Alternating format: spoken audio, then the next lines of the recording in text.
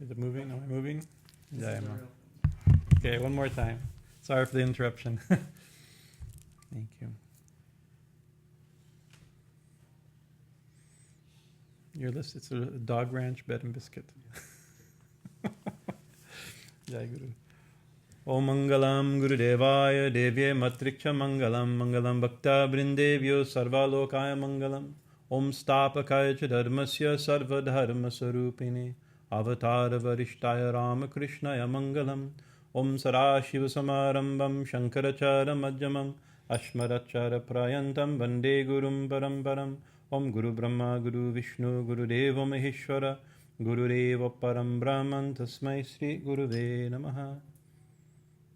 Shri Ganesha Sharada Gurubhyo Namaha Hari Om Tat Sat Shri Hari. So sorry for the interruption. We're picking up where we left off the last couple of weeks, last week in our talks, talk number 21 I think, or 22 on the introduction to Kali Puja, the bird's eye view of a Kali Puja. Actually, a little deeper than the bird's eye view. We're landing a few places. The bird land a few, but we're not. In a certain sense, we're not going that deep. We can't go that deep, but we're actually going quite deep. So it's very nice. It's a great opportunity to talk about our favorite possible topic is Kali and Kali Puja, worship of Kali. We finally, after so many, after 17 talks of these talks, mentioned Kali. Finally got to the Kali Puja and the introduction to Kali Puja. So now we're doing the last 2 weeks we began to talk about the tradition and the form of Dakshina Kali, this form specifically that's worshipped here at the temple, and become the most popular form of Kali, especially in Bengal, and the tradition of how it came, where we find this mantra that we're reciting, the Dhyana Mantra, Dakshina Kali Dhyana Mantra, that describes her form, this revelation, this method of this form of Kali, and how it came to be, what his even you can almost attribute a date to the first time we find it written, this form, and where this particular form of Kali became popularized by Krishnananda in a text called the Tantra Sara, a collection of tantric texts in Bengal. So we talked quite a bit about that background, and then begin the first. I'll read the first 2 verses, just to cover what we're kind of talking. One thing I wanted to mention, because today on the shrine we have extra shrines. We have a picture, Guru Dattatreya. Today is Purnima. Yesterday was Purnima. Yesterday properly was Purnima. I think by the Hindu calendar would have been considered yesterday, but by maybe the Western calendar, I think calendars may have it today for the new moon, full moon. I'm sorry. And so this is Magh Purnima. This is Magharshi Purnima. This is considered the main day, the main birthday or anniversary or Jayanti day of Guru Dattatreya. And Dattatreya, really we consider Dattatreya to be like, he's Shiva himself. Of course, he's worshipped with 3 heads as Brahma, Vishnu, and Shiva, right? And there's a reason why, as you know, the different groups have claimed him. But probably in the earliest traditions, it seems to be that he was more associated with Shiva. In modern time, the last 5, 6, 7, 800 years, like that, modern time, relatively contemporary period, he's associated more with Vishnu, because usually we think of Vishnu as the one incarnating, right? So he's considered like an incarnation of Brahma, Vishnu, and Shiva, right? But in the yogi tradition, we see him as the original yogi, Shiva as yogi, as the proto-yogi, or the first yogi, represent maybe the actual first yogi, or representing a very ancient yogi. And we have, like, when we think of Shiva as guru, we think of Dakshinamurti. He's like Shiva, so even Shiva bows to Dakshinamurti, because Shiva's the guru of Shiva is Shiva as guru, Dakshinamurti. And so as a guru, we think of the original guru as Dakshinamurti and the original yogi as Dattatreya. And of course, Dattatreya is the founder, a guru founder of many lineages. So as a yogi, he's also a guru, but not like, it's not like he traveled the world to preach, like Shankara or Ramanuja and Acharya going to teach a particular Siddhanta, right? Most likely, it's not most likely, according to the stories, he was living in the forest as an avadhut, probably probably had a Duni. He probably had his Duni, and some occasion. The stories go occasionally some people discovered him, right, and recorded some of the things, his teachings. He had certain disciples in the Tripura Hasya. There are some important teachings. That's a very important one, and many. I think the other day we told a little brief story from Tripura Hasya, and Tripura Hasya is an interesting text. It's in 3 sections. There's the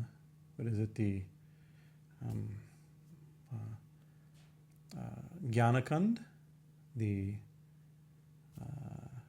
Mahatma Kand, and there's one more. Maybe Karma. I forget. But anyways, there's 3 sections. One of them has been lost, right? And also when I think of it, I think it's very fast. Swami Vivekananda, of course, scholars are saying this now, but Swami Vivekananda presented this during his talks. That religion has 3. Of course, religion has many different aspects, but 3 main aspects Swamiji pushed. He says that it has a philosophical, foundation, a philosophical teaching. It has a ritual teaching, and it has a mythological teaching. It has myths, it has rituals, and it has philosophy. And so the Tripura Hasya is wonderful because it's the 3 volumes basically translate as philosophy, ritual, and mythology. It's exactly these 3, right? And Ramana Maharishi especially was fond of this text, the philosophical part, because it's a glory of the Divine Mother Tripura, but it's a radical form of non-dualism, right? Not the classical Vedantic non-dualism, but a radical form of non-dualism, like the Abhidhamma Gita and that trend of thought, like this. But the Mahatma Kand is a mythological story, side of it. I'm not using the word mythological as like false, fictitious fairy tale stories. It's a very deep part, and that only recently has been. There's 2 translations are available, and Adi Keshav sent me a link when one of them came available. We're really excited, so we got it's a big, and it's great. Thousands of pages of never before in English read books, stories of Dattatreya and Parshurama and all this stuff. It's very, very fascinating. And all about the exploits of the Divine Mother. Kali is also mentioned in it. And then the ritual part of it has been lost. That has never been, there's no extant version of it as far as I know. But it's probably something similar to the Kalpa Sutra of Parshurama. This is the main text for Sri Vidya worship. It's likely to be in a similar trend, kind of school of thought. And it's also spoken by Parshuram, the same idea. And so Dattatreya in that is the guru or the founder, the original revealer, him and his cohorts of the Sri Vidya tradition, so the non-dualistic tantric Devi tradition, right? He's also considered the founder of yoga, right? He's the first, like when we think of classical yoga, both Hatha Yoga, even actually, it's interesting, not just like Raja Yoga, we usually define Raja Yoga, and Hatha Yoga also seems to be, he's one of the like Hatha Yoga as we know it now, it's many things. A lot of it is Western physical culture, right? Even a couple hundred years back, it's influenced by Western physical culture. But you think of like Hatha Yoga Pradipika and Shiva Samhita, and these texts that reveal some early texts that reveal Hatha Yoga, asanas like that, they can be traced back to the Nath Yogis. And the Nath Yogis, the founder of the Nath Yogis, as per tradition, is Dattatreya, right? They're the old yogis, right? And the Nath Yogis have influenced lots of other groups. Like my own tradition is, our own sannyas tradition is, of course, we're Dashnami sannyasis, but we're through the Akhadas, and our Akhada is the, what's our Akhada? Juna Akhada, the old, big, wild Akhada. They're the wild, the bad boys of the yoga world, right? They're the ones that get on TV during the Mela for their drama, but are it's considered the founder of there's 52 lineages of yogi lineages, all of which can be traced back to Dattatreya. The Juna Kada is 54 lineages, 53 or 54 lineages, all of which can be traced to Dattatreya. That's how the grouping comes, right? So in a certain sense, and some scholars in the tradition will say, at least from an internal understanding, maybe not historical, exactitude, but his internal understanding is that those 52 lineages probably share the same source as the not yogis. So I've even told there are certain mantras and practices, kind of like the secret handshake mantras that are given handed down through the tradition, so you know who's like that. They're not yogi mantras. So that maybe we borrowed them from the not yogis. Who knows, right? Or maybe they're the remnants of our original connection with the Nat Sampradaya. But anyways, coming from Guru Dattatreya, so the founder and the what is it? Tuatary deity. How do you pronounce that? The Tuatary deity. Tuatary deity is Dattatreya, and by it these two. And so yoga is considered founded from him. Radical Vedanta, radical type of non-dualist, like Advaita Gita is the most famous of that type of text. It's not like a practice, like normal Vedanta is like you meditate on the truth of Brahman and your identity with it, and then you hear about the truth, you meditate upon the truth, and the normal standard for. This is something different. It actually ridicules such practices. It's like even doing that, it shows you're accepting duality, right? And I was in a talk with Swami Chidananda many years ago. I was not talking. I was in the room, kind of on the outer edges of the room. I was very young and inexperienced. But somebody was asking about the Abhidhamma Gita. He says, we're a little bit confused. It says not to do sadhana. It says devotion to God shows that you're stuck in duality, that you're admitting duality, this type of stuff. And Swami Chidananda says, actually, the Abhidhamma Gita of Dattatreya, this really, it's self-realized saints comparing notes, right? It's from the position not of the sadhaka, but of the siddha, right? It's written from that perspective, right? And so if you're trying to understand it from a different perspective, you're going to miss it. So all you can do, he says, think what it must be like to see the world that way. Don't try to see the world that way, because you can't jump there. You can't fake it. You have to get steps to get there, But you're getting a little bit of a clue, right, from the view from the heights, right? So Abhidhamma Gita and then a few other important texts like that. And he's mentioned the Bhagavatam in his famous story of his 18 gurus. 24 gurus. God, I'm not doing good for Dattatreya. The 24 gurus. And there's a talk I gave, if you click around on the podcast, where I gave on the 24 gurus of Dattatreya. It's we went through each one of them a long talk, like a 2-hour talk on the 24 gurus of Dattatreya. It's very, very wonderful topics. So that's not the topic tonight. But he's related, actually, because one of his name is Digambara. He's a naked yogi. Of course, here he's not naked. Right, not trying. But one of the names we'll get to today, one of the verses describes Kali as Digambari, right? And also, she's not naked here either. She's wearing a beautiful sari. So we'll go a little bit into that. So they're related, and for the same reason, actually, what that means. Also, so yesterday and today is Dattatreya Jayanti. A couple days ago was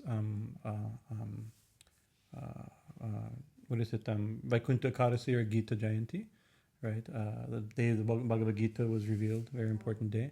The next day after that, Pradosha, was when the birth anniversary of Swami Nirmalananda. And most people here probably have not heard of Swami Nirmalananda. He was a disciple of Sri Ramakrishna, right? He's not usually counted in the list, but he was a direct disciple of Sri Ramakrishna. On the early list, he's there. There's reasons. I'm not going to go into today. It's not a.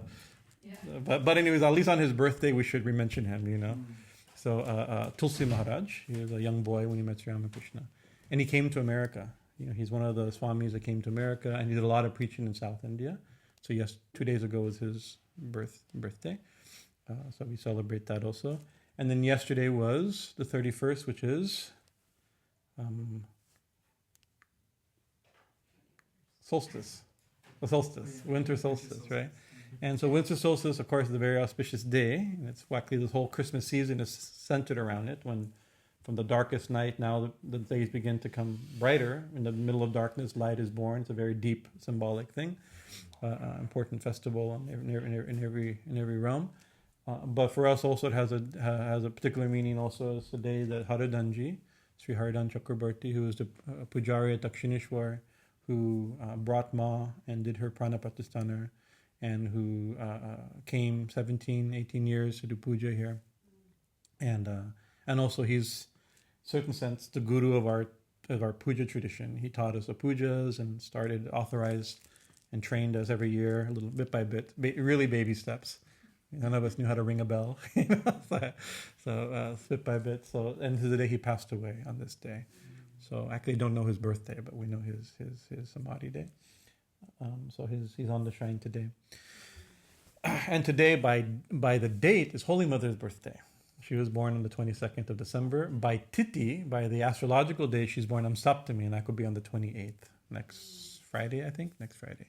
So anyways, a lot of auspicious things together. So it's an auspicious, very wonderful season. And today is Bhairavi Jayanti. Today, in the Dash Mahavijaya tradition, today we worship Goddess Bhairavi, the very fierce form of the Divine Mother, one of the Dash Mahavijayas. Kali is also, it's one of Kali's rupas. Sure, she's up there. She's fifth, Bhairavi. So I'll back to our original topic, the Dakshina Kali Dhyana. Om Karalavaranam Gora Muktikesham Chaturbhujam Kadikam Dakshinadivya Mundamala Vibhushitam. Fearsome with gaping mouth, freely flowing hair and 4 arms. Right. The divine Dakshina Kali is adorned with a garland of heads. Sajjaschinna Shiraha Kargaha Vam Dhordva Karambujam Abhayam Varadam Chaiva Dakshina Udvadhara Panikam. In her left, lower, and upper hand, she holds a freshly severed head and a sword. Her upper and lower right hands show the gestures granting fearlessness and blessings. So this is where we left off last week.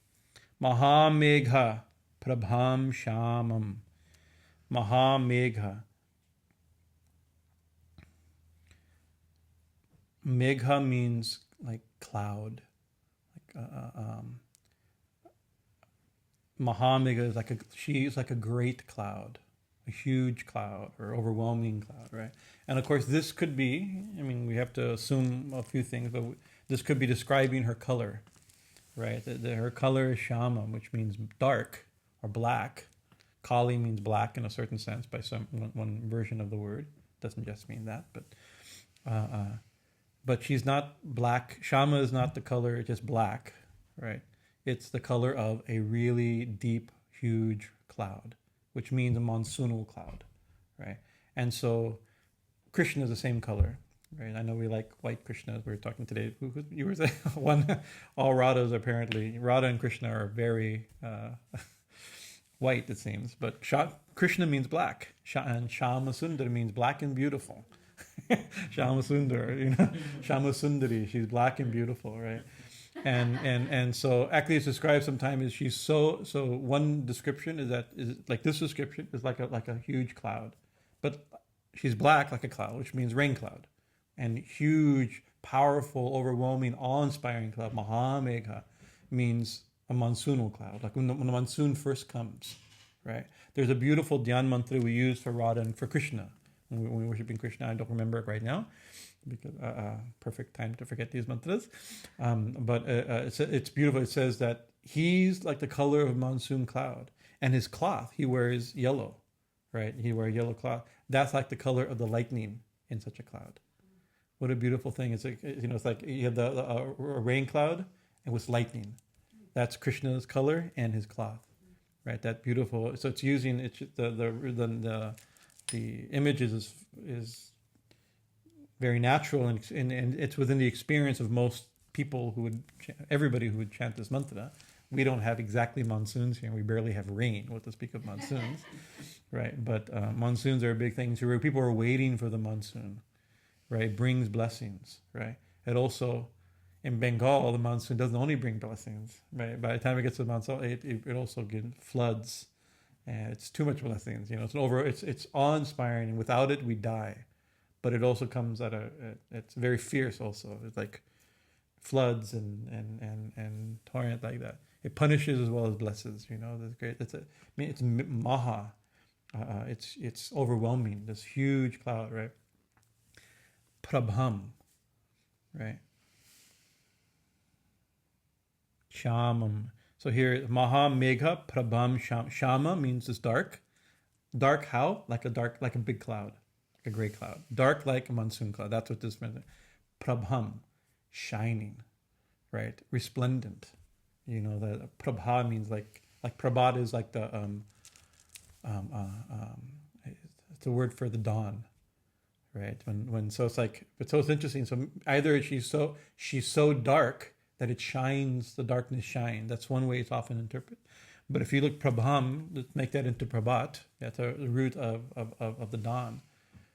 In the darkest, what's at the dawn? At the night is darkness. From that there comes light, right? So it's like, it's interesting. At within the darkness there is light. We call that dawn, right? Something changes. There's some.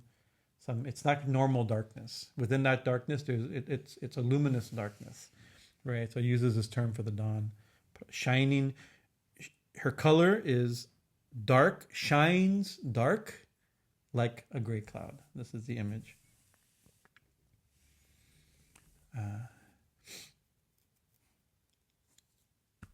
Swami Bhajanananda, Thakur's disciple, he did a translation. The first, I think it was the only translation for a long time, of the Devi Bhagavatam. And in it, when Kali is just mentioned, he gives no commentary.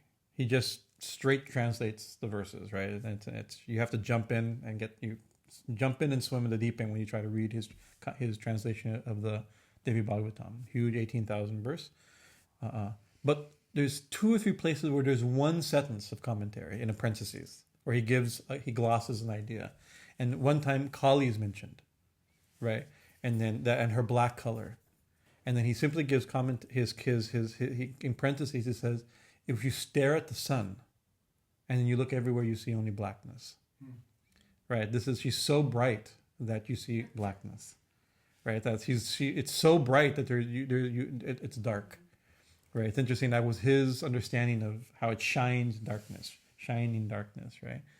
In some of the descriptions, also, it's like midnight. The color of like midnight. Sometimes you see she's painted black or she's painted blue. Sometimes it's like Krishna, sometimes black or blue, right? And sometimes they paint him like garish baby blue or sky blue or ocean blue, like this, right? But actually, Shama, it's like midnight blue. That's the color, I think, right? It's like not black, not blue. So that's another idea, that's blackish blue, right? Which is very much like a rain cloud, also, or like the midnight sky. As splendorous as a huge cloud, dark, Shama. Then Tata, Chaiva. What else about her? Well, this, and also Digambarim. And she's Digambarim, which means, simple translation, naked, right? But you can say naked. I actually don't know the simple way to say naked, so everything's poetic, right? But here, Digambara is a specialized way of saying naked. Sometimes it's translated poetically as sky-clad. Ambara means to wear, right? So, like Krishna and Vishnu is Pitambara, right? He wears yellow, right? One of the names of Shiva, what's the name? What's the word for tiger? Bagambari. Bagambara or something like that. I know there's an ashram in Allahabad, Bagambari Mat. Right, it's a Shiva who wears a tiger skin, right? So Ambara means to wear. So what is she wearing? She's not wearing yellow cloth. She's not wearing a tiger. I mean, there may be descriptions of her yellow cloth. I don't know. And there are descriptions of her wearing tiger skin. In the Chandi, she's described as wearing tiger skin. But here, it's she's not. What is she wearing here? She's wearing the dig. Dig means the directions, right? And so we have in the common Hindu, we have digpalas, the deities or the guardians of the directions. We went through those, I think, last time. Indra, Agni, Yama, Naitriya or Rakshasa, Varuna, Vayu, Kubera, Shiva, Vishnu, and Brahma. These are the 8 directions, and the top and down. This is the full. Yesterday for the solstice, we do a special prayer from the Mexican and Native American tradition, invoking all these directions. I mean, not we don't do all. We do the south, north. It's like a lot of cultures are very conscious of directions. We're actually not. As a Boy Scout, I was conscious of directions. We learned how to use, we learned how to do that type of stuff. But I don't think since then, I guess I don't know if it's because now we have our phones tell us where to go, and it doesn't matter very much. But it seems to be important. A sense of direction. What's that great line from Kermit in the Muppet movie? I lost my sense. Help! I've lost my sense of direction. Have you tried Hare Krishna? One of the great running jokes in the first volume. It's a great line. Right? I've lost my sense of direction. So we need. You see in the Katamrita, beginning of every chapter, he describes the date, where it's taking place, right? Like at Dakshineshwar, on the bank of the Ganga, at Kali's temple, right? Then he describes the date, both in the Tithi, on the dark night, the third day of the dark night of the month of the moon, in the month of Shravan, something like that, right? And then it describes and then on 13th January, according to the Christian calendar, he gives both the Western date and the astrological date. And then he says, Thakur is sitting, on his bed facing north, right? Or on the western veranda facing east or something. I mean, I don't remember, Swamiji knows more, but where he sits, but he always is conscious of the directions, right? It's like of course it helps us visualize. If you know Sri Ramakrishna's room, you can say, he's sitting there and he's facing, now there's something there he couldn't, now there's something you can't, but you can imagine, you can even go, it's like, Thakur sat here. You can sit there, like, I'm going to sit where Thakur sat, or look where Thakur sat, So it's helpful in that sense. But I think it's more, he lived in a world, there's one Swami from the Mahaswami, Jayendra Saraswati, came from, there's one great scholar, saint, Swami, who came visit here one time.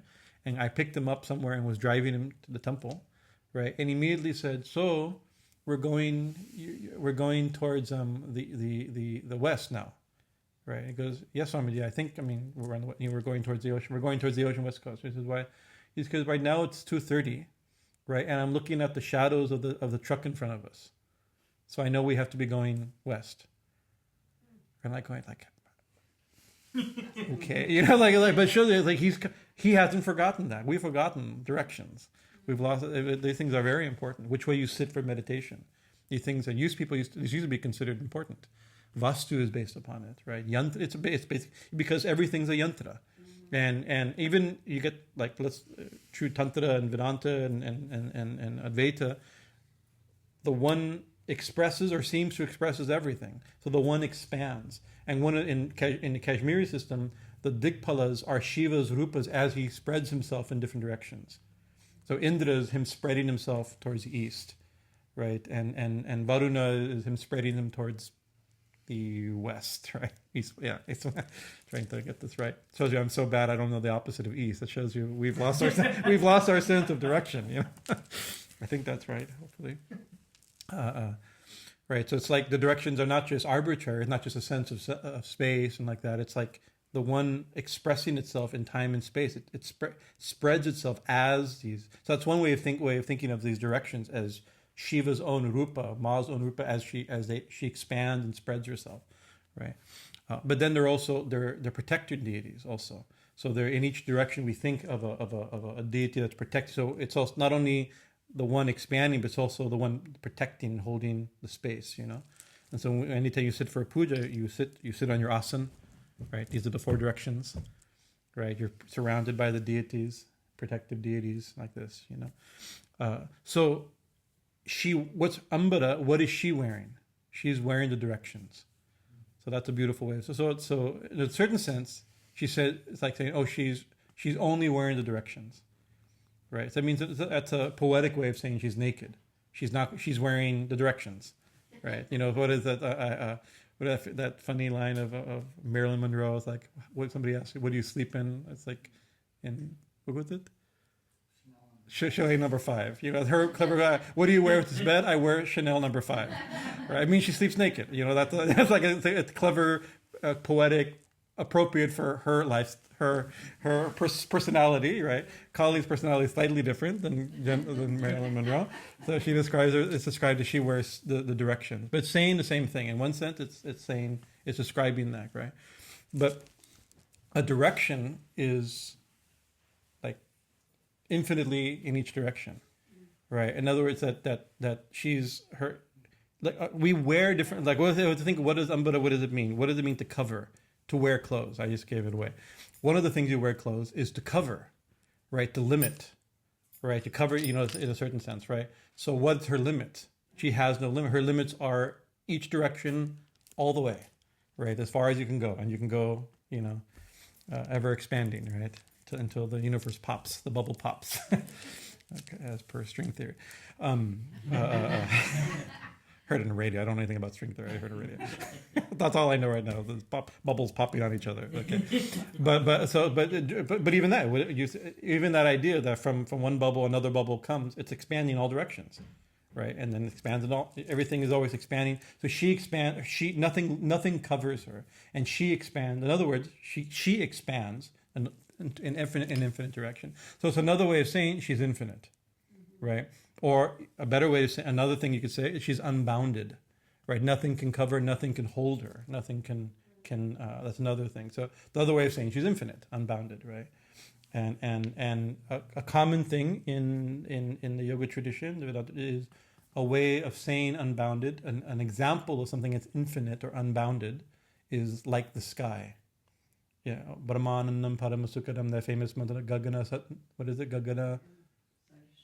Yeah, so the guru is like the non-dual Brahman, infinite like the sky, right? Of course, the sky is not infinite. The sky is a perfect symbol of the infinite, right? Because you can't think of him. Swami Vivekananda said people think, the iconoclastic type of traditions.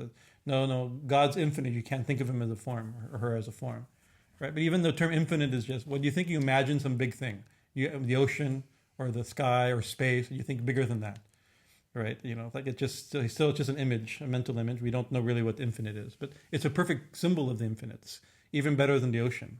It's like the sky seems to be infinite, right? And we may have an atmosphere, but it doesn't have to end there. It keeps going, the infinite like the sky. So that Gagana is also used in the Abhuta Upanishad, that we talk about a lot. I think Abhuta Upanishad. I think so. Paramahansa Upanishad, Abhuta. We gave all these classes. Nirvana. Thank you. Thank you. It's very bad. Nirvana Upanishad, one of my favorite Upanishads, whose name, it's so important to me that I forget the name of it. It's important, but I'm getting old, and my brain's slowing down. Nirvana Upanishad. It says the beautiful. My favorite line, right, is Gagana Siddhanta. Right. What is the Siddhanta? The conclusion, the teaching. Like the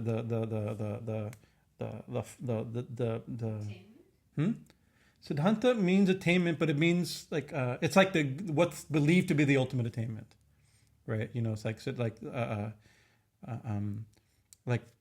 Advaita Siddhanta. The ultimate is non-dual, or there's Bhakti Siddhanta. The attainment is devotion, and you can say, like, if you take a religious tradition, if you were to define it like one set, what's the truth as understood by that tradition? Right, there's Siddhanta. My own Guruji, he one time talking about his Swami Omananda was talking about our Guruji Swami Vishnuvananda and about another disciple who he was having some struggle with, and the comment said, "Oh no, he has a different Siddhanta now. He doesn't agree with the conclusion of his Guru, right? And therefore there's a break naturally. He doesn't hold the goal of life and the reality to be attained. He doesn't agree with that anymore. So there's respect and love, but that's no longer a disciple. It's not what's the Siddhanta. If you disagree with the Siddhanta, there's nothing else to be said in a certain sense, So in this Upanishad, Nirvana Upanishad, it says Gagana Siddhanta.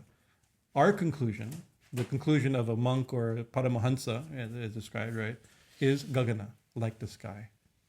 How beautiful that is, infinite, right? What can be said? Anything can be. The sky holds all conclusions.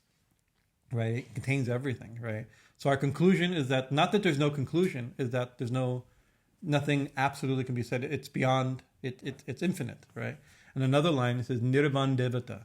Who's our deity? You say, what's the deity of a Kali tradition? Hint, Kali. Right, what's the deity of a Vaishnava tradition? Vishnu. Right, what's the deity of the Paramahansa tradition? Nirvana. Could be the deity is to attain nirvana. Could be like that, but Nirvana Devata, I believe, means unbounded. Our conception of the deity is also unbounded, Nirban. Nirban. The older use of the word nirvana. The meaning has what they call it, has migrated in Buddhism to within the realms of proper meaning, but it's taken a little different. And even the word nirvana, right, in Hinduism, in the Gita, nirvana is nirvana, Brahma nirvana, liberation into Brahman, right? Without liberation, nibbana, right? Not quite the same way as Buddhism. They uses it in a certain way to counteract the Buddhist interpretation. But in other mantras, there's mantras for another naked deity, Bhairava, right? Today's Bhairavi Jayanti. Bhairava is described one verse. It says he's nirvana. And that's always interpreted to be naked. Interesting. Because without covering, without bondage, right? You call it like, oh, people like nudist, oh, I want to be free. You take off your clothes. There's a sense of that, So that also, nirvana also means naked. Can mean in its proper use, right? So infinite like the sky, covered in space, uncovered, uncoverable, like this. And there's another aspect to get. We've talked about this in our classes on the Kali Sahasranama, that there's something about a naked deity compared to a clothed deity. Just like we have idea of she has unbound hair, and you have deities with bound hair. Right, Lakshmi, Saraswati have bound, Parvati has bound hair. Durga, Kali have unbound hair. Right, Lakshmi, Saraswati, Durga are always dressed. Right, Lalita is usually shown dressed. Right, Kali, Chinnamasta, Bhairavi, like this are shown naked, painted iconograph. They're Digambari. So that has a certain meaning also. One idea of dressing, we say, oh, the naked savages or the naked tribals. There's the idea that civilization, in a certain sense, is not unrelated to a sense of properness and dress and conformity and modesty according to the culture. There's something, you can see how it's related to that also. And so the fact that she's a naked deity is seen that she's undomesticated. Right, and if you take her to be Prakriti, nature itself, right, not just the tattva of Prakriti as an opposite of Purusha, but as nature itself, like Mother Nature, right, the content of nature as well as the container of nature, right, she's uncontrolled, uncontrollable, uncontrolled. We mentioned this a couple weeks ago also. If you think she's also the jungle deity, the forest deity, Vana Kali, she's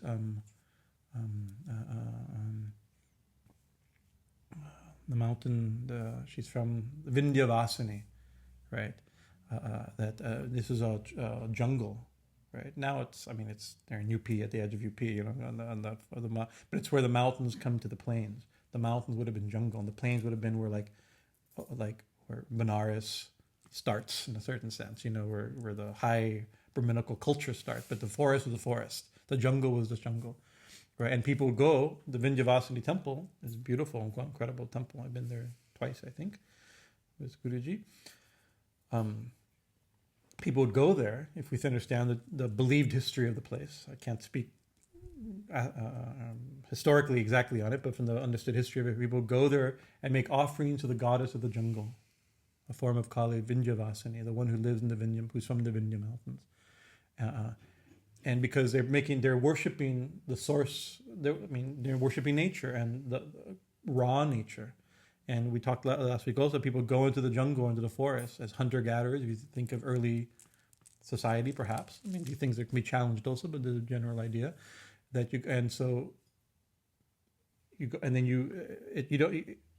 you hope you gather what you can, right? And you're thankful because this is the source of your life, the source of your family, right? But then something happens when you realize, it's like those animals we go very dangerously to hunt and also very insecurely to hunt. No guarantee you catch anything. What if we raise them? And now hunting becomes back in the backyard. That's the beginning of perhaps a way of understanding the beginning of animal, what's it called? Not agriculture. Domestication of animals and this type of stuff, right? And same when you go into the forest to gather seeds and plants and roots necessary for life, right? For healthy life. When you go out, you don't know what you're going to find. right? And it's dangerous to go out, and you may get eaten when looking for something to eat. That's the nature of the forest. The forest means it's a fish, the rule of the fishes. Big fish eats little fish, right? And even little fish eat big fish bit by bit, So the mosquitoes eat us, It's that's the nature of nature, right? You realize actually we gather those seeds and we plant them ourselves, right? Then we can control them a little bit, right? And we've seen, in a certain sense, now we're controlling nature. We're not really controlling nature, but we have some idea of control, right? So this is perhaps we're superimposing something that has nothing to do with Kali being Digambari, but this is an interesting topic. I personally think it's an interesting topic. A way of understanding the kind of domesticated goddess versus undomesticated goddess, human, and not only human but the man-humans relationship towards nature, and therefore the man's relationship in the gendered culture and world, the man's relationship towards women, right? Women is the source of life, but pretty soon the men control the source of life. You can see that whole struggle within the gendered realities of culture and history. But anyways, Kali is uncontrolled, untamed, right? She may be lovingly disposed, hopefully, towards us, right? And we go at the end of the forest and go, Ma, we make offerings and sacrifices during to go back, and we hope that her blessings are with us, right? But she's not really. But here, once again, she's closed here, right? Although the Dakshina Kali Mantra, is meant is describing Kali in the home, worshipped by householders in Dakshina Marg, right? As we talked about the source of the Dakshina Kali, right? But still, and she's described as naked, Digambari, but she's almost never worshipped as naked. During Shama Kali, you always dress her in saris and red saris, and like it here also. Dakshineshwar, she doesn't just wear saris, she wears Banarasi saris, the beautiful silk style. She's treated as a queen, not only as a mother. Your mother's, you don't want to see your mother naked in public, so we dress her. She's our mother, but she's also the queen of the universe, at least the queen of this area and the empress of the universe, ultimately, right? And therefore, she's worshipped royally, right? And also, even though we're dressing her, right, she's still Digambari. The mantra still says she's Digambari, right? So the dressing is our way. It's our way of approaching her. There's no other way. How do you approach? I remember one time we were changing Ma's sari when the priest came, and I remember Pranab said, "No, lock the gates and close the curtains," right? And he says, "What?" He said, "No, our mother." That was his mother. You don't. Other people shouldn't see your mother naked, right? It's like Kali's ever naked. You can't be covered, right? But still, the mood is that of affection and relationship. You have to develop. What we do is like the wildness of nature. That's not. You can be like overwhelmed by that, but how do you invite it into your home and pray and worship and feed with pudding?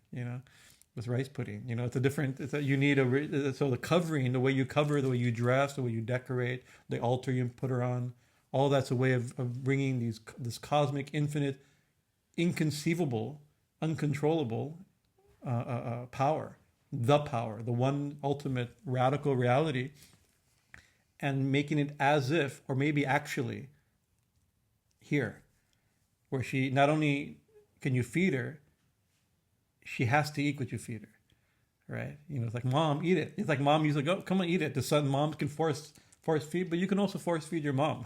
I made this for you. You have to eat it. I'll be angry if not. It's like you can have, like, it's ridiculous to think that we can have such a relationship with the infinite. But that's the secret of puja. That's the secret of bhakti. You make the infinite. You can say we can catch the infinite, or the infinite lets itself be caught. Like Krishna let himself be tied by his mother. Right, she kept putting rope and rope and rope and rope, all the rope in the world, in the three worlds, she says, right? Couldn't bind Krishna because he can't be bound. He's infinite, right? But then he let himself be bound, right? By his mother's love. No rope in the world can catch him, but his mother's love can catch him. And then the verse in the Bhagavatam says that this cowherd girl, milkmaid girl, right? Of course, we know she has a back history, who she actually is, or who believes she is. But let's just take it as it is. She's a gopi. She's a cowherd girl, right? She's been able to do what no yogi has ever done, right? After tens of thousands of years of meditation, they can't catch the absolute. You can't conceive of the inconceivable. She's tied him up. And he's not only that, it says when she do like that, he's like scared of her that she may get spanked at this, right? Of course, this may be, oh, this is just silly stories. I don't think they're silly stories, right? They're very profound ideas, right? You can, by relationship, comprehend the incomprehensible. This is what we're doing in pujas. We're doing in meditation. We're doing in devotion, prayer, right? We're relating to the infinite.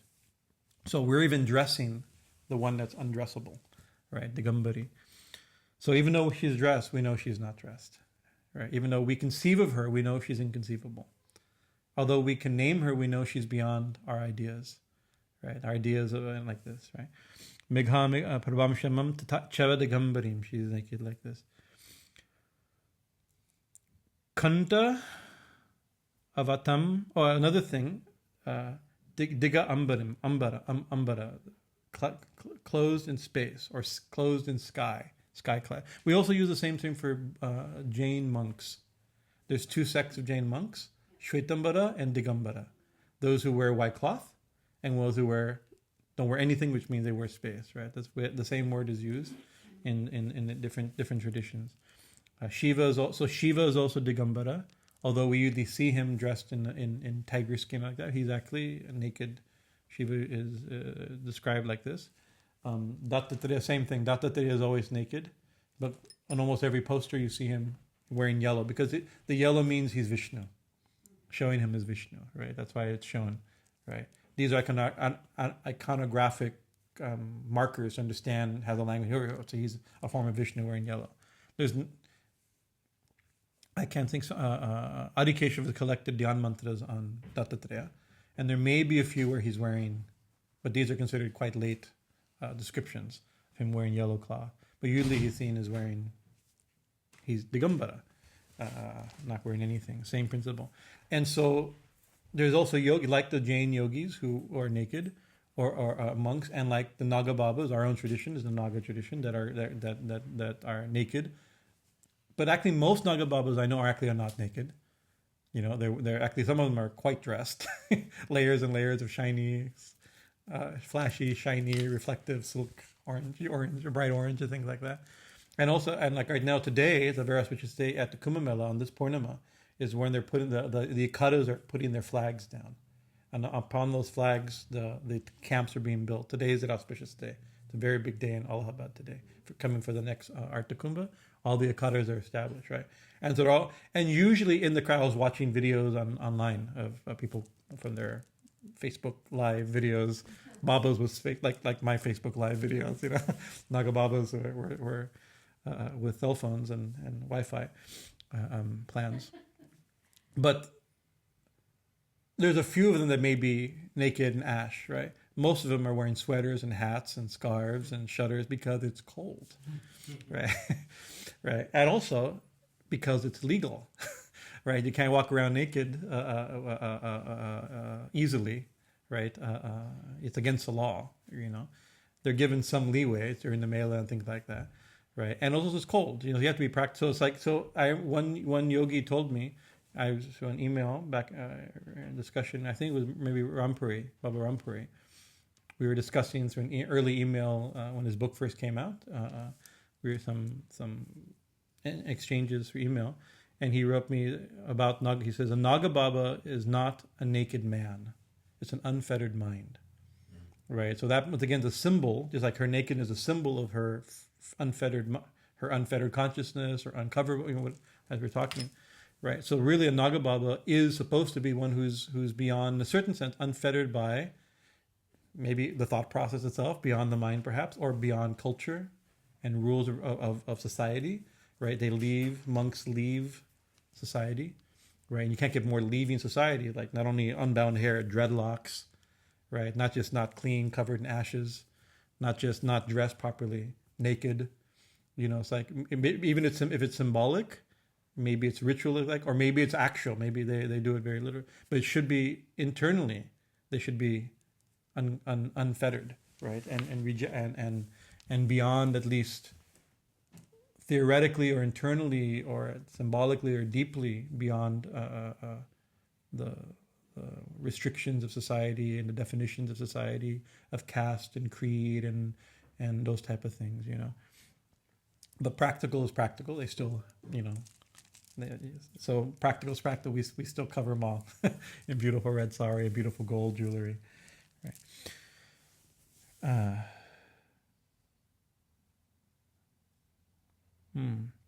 Kanta patanam sta mundali galiruri architam. So about her jewelry, we talked about her clothes. She wears sky, space, infinite, unbounded for her clothes. And we dress her not only in beautiful clothes, we also dress her in beautiful jewelry, right? Gold jewelry, right? Ma has very beautiful jewelry. And temples, you see there's some temples, oh my God, the jewelry at some of these temples. Of course, Balaji is famous. But like I went to this one, where is that? Mukambika temple in South India. Oh my goodness. Did you go to Mukambika? You didn't go. I think, was that on your list originally? No. Yeah. Okay, I forget if it was on your list. Did you go south? Yeah. Okay. Maybe I'm thinking somebody else who went south. I told to go to Mukambika. Incredible temple, but they change her jewelry 3 times a day, right? And if you go to a certain darshan, she has one of the biggest emeralds in the world, believed, and you catch it only for a second. They open the doors in the evening arati, and when the camphor goes around, it almost, it blinds you as it shines on the thing, and then they close the doors, and who knows? I'm sure they put it in some safe or something, because it's probably like that. But she has beautiful jewelry, right? So Ma here also has beautiful Dakshina beautiful in the Katamrita. Also, not only M spends a lot of time talking about directions and times and dates and spaces and like that, he also spends a lot of time talking about describing the inner shrine at Dakshineshwar and describing the jewelry Ma wore, right? Some of that jewelry is not there anymore. We know there was some theft, and like there's a history of why a lot of that jewelry is not there, and jewelry style has changed, right? And so it was but very interesting, the descriptions of the type of chokers she wore and certain types of necklaces that are antiques now. They don't even make them anymore. Nobody wears them anymore, right? But it's interesting to read what type of jewelry. So what type of jewelry does Ma wear? Of course, here she wears beautiful gold jewelry, right? But she also wears something else. Let's see what she wears. A garland of heads hangs from her neck, dripping blood. That's a beautiful description. In the first mantra we mentioned, she's adorned with a garland of head. Munna malu bhushitam. Now this is just another way of expressing it. A garland of heads hang from her neck, dripping blood. So it's restating this detail, and we've already talked a lot about how the garland of heads is usually taken as to be symbolic of or representing the syllables of the Sanskrit alphabet, right? That's how when the one becomes a many, seen here, one way of interpreting it as Shiva manifesting as Kali stepping forward. The white pure conscious is becoming black, meaning it's all primordial conscious, all colors, every potential is every color is in black. So everything's coming out, and from that one sound, that first pulse of Om differentiates into different syllables of the Sanskrit alphabet, and therefore all possible language, and therefore if taken by syllables, it becomes all possible sound, all possible language.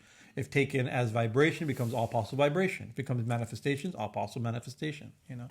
Actually, in English, we have 26 letters, right? But actually, if you analyze it, we have around pure sounds. We probably have about 54, 50.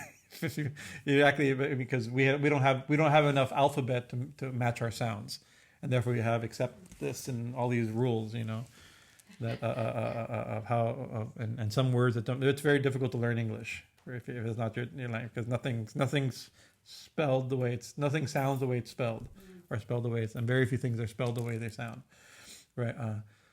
But from this 26 letters or 54 sounds in pure Sanskrit, right, you get our language, right? And so you get, we have I don't know how many, I do know how many books we have, in our library, right? A couple thousand books, probably 3,000 books we have in our library right now. All of them are only 54 letters or 26 letters. And how many, we have our punctuations in English is like 8 or 9 main punctuation marks. I forget what it is, right? So all that knowledge all that creativity and art and discussion and revelation and confusion, everything is there in just these letters. So how the one becomes everything. It's part of the main. That's the main interpretive meaning of her garland. And we mentioned briefly, because I want to mention because this is the topic, is that is also described usually as demon heads, right? We mentioned this a little bit, right? And so this is a little thing is that, of course, and you never see women. I saw an art recently painting where it had female heads also. And, this is just somebody. This is new art by somebody who doesn't know iconography. It's a mistake. It's like so I deleted. Unfriend. You send me a picture with with female heads. Unfriend. I'll unfriend you. You should know better, right? Now you know. Go back through your because we're not following the Dhyan mantras. Probably a well-meaning person who has devotion for Ma, but devotion for Ma should also be. It's not like nothing's ever been written about her before, right? We see these things have meaning. They're not just They're not just what you think they are. They have They have a meaning, right? Or a tradition from. Why demons? Yeah. So that's why demons is that once something becomes manifest, in a certain sense, it's no longer pure. Right, in a certain sense, because what happens when it becomes manifest? When it becomes manifest, it's no longer eternal. Right, it has a beginning, it has a life and an end. That's why it's a living being, but now its head's been cut off, or its body been cut off, as you're saying. However you want to do it like that. So it's a symbol of something that's manifested and lived. It's a real thing, right? But it's dead or dying. Right, so that's a very important thing, is that the eternal, and the problem in the Western world and in Christianity, we have not a very exact, clear understanding of eternal. We usually think of eternal life as living forever. We get to go to heaven, live forever, or hopefully not go to hell and suffer forever. Right. That idea is not a really long time. It's not forever, right? It's beyond time. It's beyond the movement of time. It's the eternal, not even the eternal now. Now is the wrong word. We use this language uncarefully, right? Now is also only is a type of just a moment in time. Right? The immediate moment in time is called now. It's not the eternal now, right? But it's beyond time. And the reality, when we say, "Oh, God is the immanent and the transcendent," right? The immanent is the expression as everything, right? Which another way of saying that is name and form, right? Time and space. Swamiji's described time, space, and causation as the nature of Maya or manifestation, right? And so that means temporary, right? The temporary manifestation is the temporary manifestation, right? And the eternal is that's never going to look like a garland of skulls. You can't cut the head off. You can't kill the temporary, the permanent. The not permanent, that's wrong. That means not changing. The eternal, that which is beyond time, right? And so, in the other, we had yesterday, this morning and last night, a really far out yogi, a Tibetan yogi who was here. We enjoyed his company very much. So it led me thinking a lot of, because they worship in the yogic aspect of Tibetan tradition, they worship Shiva and Mahakal, Mahakaleshwara, Mahakali. They worship Vajrayogini. They have these Buddhist versions, Tibetan versions of these Hindu deities, or Hindu versions of reality. Different views of reality, and they also have lots of garlands of skulls and garlands of heads. Right. So their views are not exactly the same as Hindu iconography, but it's interesting. We talked about this, I think, in our. I was trying to look it up earlier in our talks on the Kali Sahasranama, but. In Tibetan Buddhism, a skull represents emptiness, right? You can mean that's a perfect symbol of them. This is an overall. Perhaps you could say no, but this says skull means wisdom. Okay, fine. Generally, I'm talking in generals, not in specifics, right? The skull can be interpreted as representing emptiness, right? And a head. How to say? Manifestation. Represents a skull represents emptiness, and another thing in Tibetan iconography, skull is not just what you have, what the thing is, but what it's strung on. Of course, these beautiful Rudraksha beads are strung on nylon thread from the bead shop, right?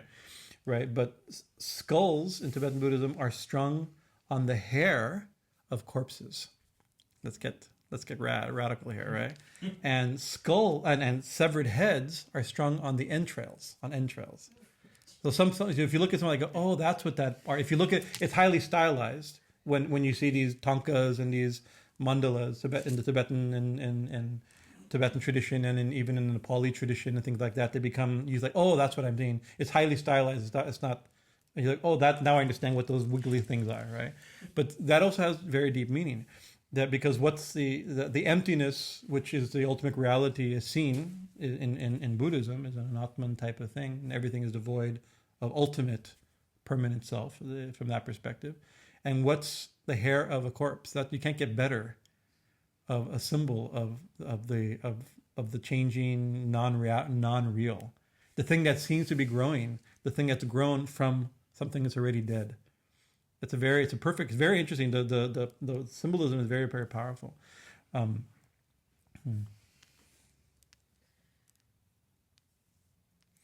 So the entrails are seen also as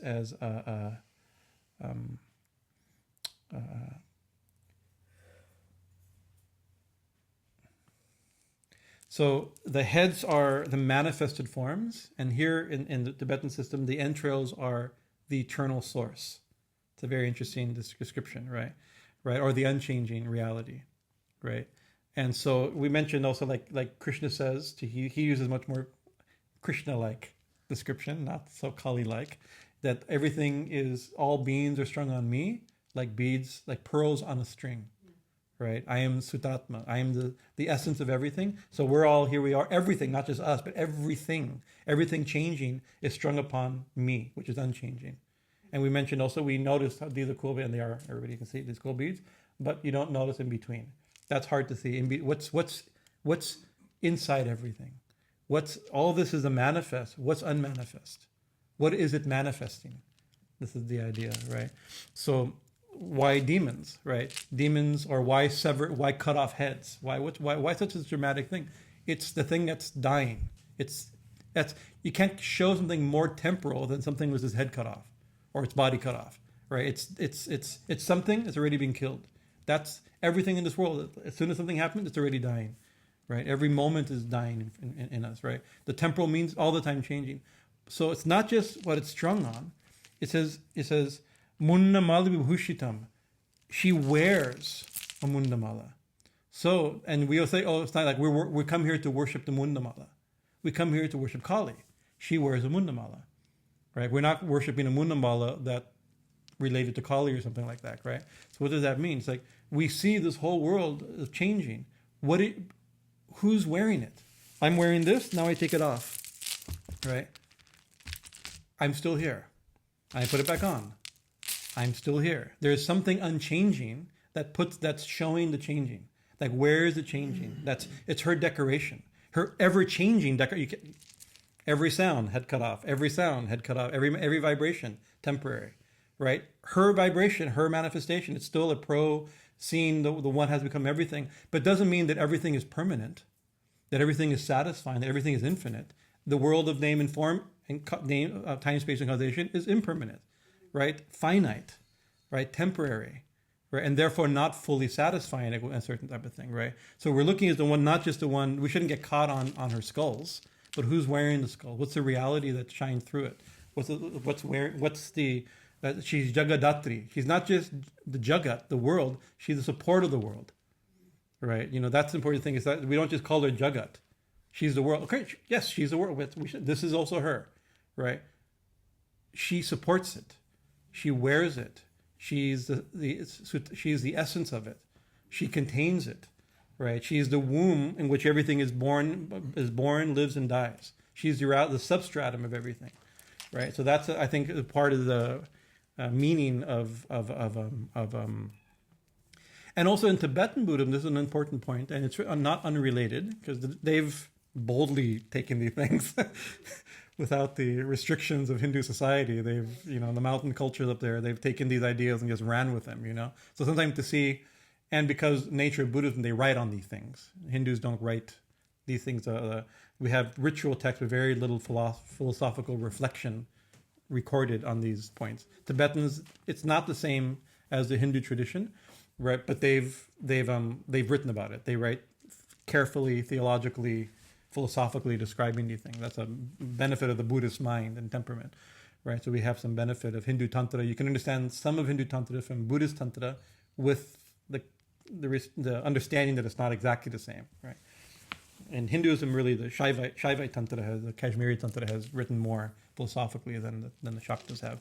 But anyways, they say, like, when you see like these wrathful deities, of course I'm overly simplifying, and somebody can contradict me correctly, right? But when you see one understanding, when you see like when you see a beautiful meditating Buddha, right? Of course, that's Buddha. He's the Buddha mind and the divine reality beyond, like that. So that's beautiful, right? But then you see that same Buddha now transform into a wrathful deity, or seemingly wrathful deity. We can almost say monstrous deity, right? Even Kali is seen almost monstrous in the Chandi and other texts like that, right? And so some have held, right? This is not everyone's like that. Is that's to show you so you don't get caught on it. Not to get caught on the form. Not that we have to go beyond the Buddha or go beyond Kali in the normal, that type of way, right? But to show there's something, we have to catch the radiant, the timeless radiance that shines through these forms. We get caught on the forms like, wow, beautiful. But there's a radiance that shines, like this beautiful light. The light bulb is gorgeous. Without the light bulb, we wouldn't have the light. But the light is what counts in the light bulb, right? So when we see the light bulb, we're seeing light, right? But you get caught on the light bulb, and the light's gone, it's like, wow, what a beautiful light bulb, right? So beautiful. And you don't even notice if it's on or off. It doesn't matter. You have to, so that is, to not get caught on the light bulb, sometimes this is one way, that to break your attachment only to that the thing you love the most, the thing you meditate the most, may become in such a way where you can't hold it, right? It's like, it becomes like horrible rather than wonderful. This is one way. I mean, I have a hard time because I look at fierce deity, I don't see them horrible, right? We see them as transformative, as our mother. It's a matter of temperament. But this is, some have said, and within Buddhism and like that, that's one way of understanding these kind of fierce, kind of agora type of aspects of the deity, right? Including garlands of skulls and things like that. I got 5 minutes. A garland of heads from her neck, dripping blood. This is also interesting. So this is, of course, is a Kali image, right? And blood. Now we're giving interpretive, giving some interpretation and meaning from our understanding, from our study, from tradition, from yogis and tantrics and siddhas and sadhus and our tradition and what we studied and been told and discovered, right? This is where we're sharing, right? It could all be just completely wrong, right? Yeah, Kali could just have a garland on his head and it drips blood, and we give all this type of meaning we want to give to it, but just maybe we're trying to attribute some meaning to something we don't understand. And I think that's true because we don't understand her. She's the Gambari. She's beyond, because all these things are, even our philosophical conclusions about her are that we cannot have philosophical conclusions about her. She could just be an ancient tribal deity. She could have been, all the things that some people will accuse. Oh, this is just a village girl that got deified. Maybe, right? But now we consider this God now. So whatever the history of it, whatever her ancient history is. Her recent history, her now history, is that this is how we worship God and we worship the Divine Mother, the Supreme Goddess. So no problem with that, right? But still, there is a tradition of interpreting these verses, and from a yogic, tantric, philosophical view. And so in that, blood is not just blood. Blood is life, right? And you see, when you do a blood offering, you're offering life. Right. I'm not encouraging people to go out and do blood, but that's what it is. It's actually you're offering life. Right. That's a big thing to offer. Right. We can argue now whether or not we have the right to offer life. We don't make life. These are modern arguments, not ancient arguments. Right. To get the blood, you have to kill something. That's offering life. Right. That's the thing. Right. And so that's the thing. So we try to take it more symbolically. Right. So life. Why is blood the symbol of life? Blood is also a symbol of prana. Right. So blood is and like when we did we talked about the Bhuta Shuddhi, when we meditate on prana shakti. Right. She's red. with 6 arms, right? Sitting on a red lotus. She's the red, like the color of vibrant blood. She sits on a lotus, the color of red, vibrant blood, in an ocean of red, vibrant blood, right? She's a symbol of prana, right? Life energy. She is like that. And so now, rather than cutting the heads off things and offering the blood, we have red. Or today she's wearing orange, but she had red saris, red ribbons, red flags, red kumkum, red powders, red, red. Today I'm not wearing, but sometimes we even during pujas we wear red cloth, right? These are the symbol of there's a tantric symbol, a Shakti symbol.